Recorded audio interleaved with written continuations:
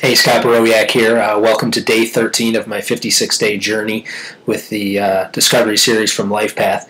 And, we talked yesterday about some techniques to stay in your power. We talked about breathing and meditation and such. One of the things we worked on today is flexibility. This is really all about mind, body, and spirit. And, I've always been athletic my entire life and try to take some pride in my physical well-being.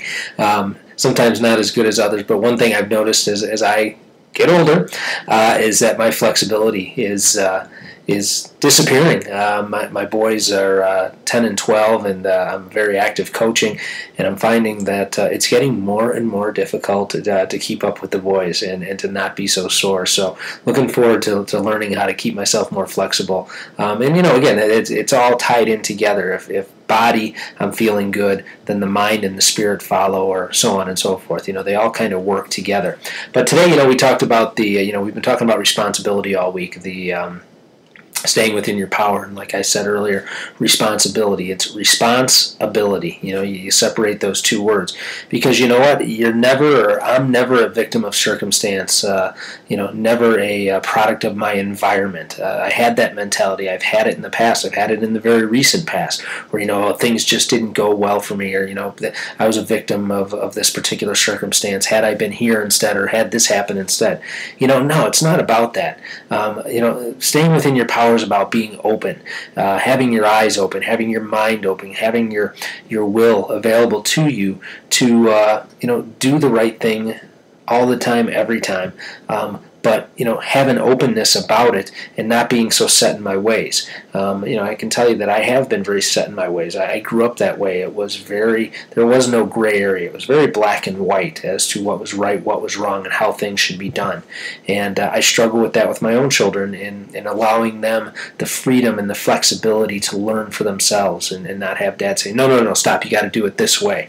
It is about being open, and that's part of staying in your power, because if you're not open and you're very set in your ways, and somebody starts straying from that, or you start getting outside from your comfort zone, immediately it's no, stop.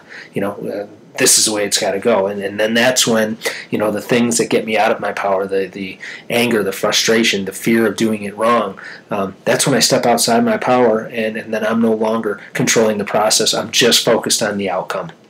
And that was the biggest thing I learned in today's lesson, is openness, in being able to be open to other ideas, other ways of doing things, and allowing the process to create the final product, to create the experience, so to speak, as opposed to just focusing on, this is what I want the experience to be, and we'll get there as long as that particular experience happens. It's more about managing the process, being open to new ideas, being open to seeing how other people do things, and just staying in my power, being responsible for my actions and how I react to things.